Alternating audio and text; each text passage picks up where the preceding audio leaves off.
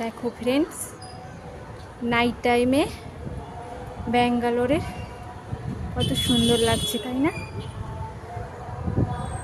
দেখো চারিদিকটা কত সুন্দর লাগছে।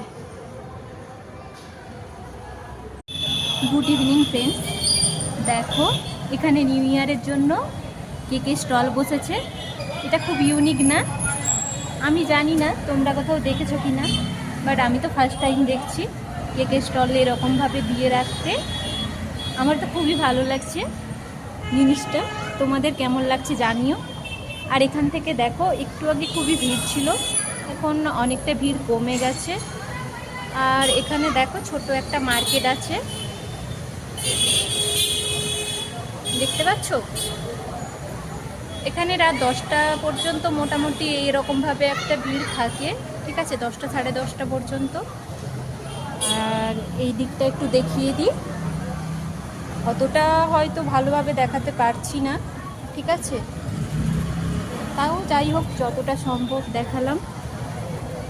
তোমাদের কেমন লাগছে জানিও।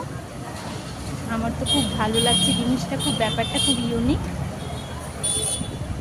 ঠিক আছে, দাঁড়াও তোমাদের দেখায় ভালো করে। এই দেখো কত রকমের আইটেমের, দেখেছো কত রকম ভ্যারাইটির কেক। জানি না এরা কত করে সেল করছে। এখন তো বেরোতেও দেবে না, ঠিক আছে, হোস্টেল, গার্লস হোস্টেলে তো জানো টাইম রুলস, ঠিক আছে, টাইম টেবিলের একটা ব্যাপার আছে। যাই হোক, কালকে হ্যাপি নিউ ইয়ারে সবাই খুব এনজয়মেন্ট করো, ঠিক আছে, ফ্যামিলির সাথে সবাই খুব ভালোভাবে দিনটা কাটাও। আজকে আমার দিদির বার্থডে ছিল, আমার একটু মন খারাপ, বাট এখন এই দৃশ্য দেখার পরে অনেকটাই ভালো হয়ে গেছে। তোমাদের কেমন লাগলো তোমরা জানিও, ঠিক আছে।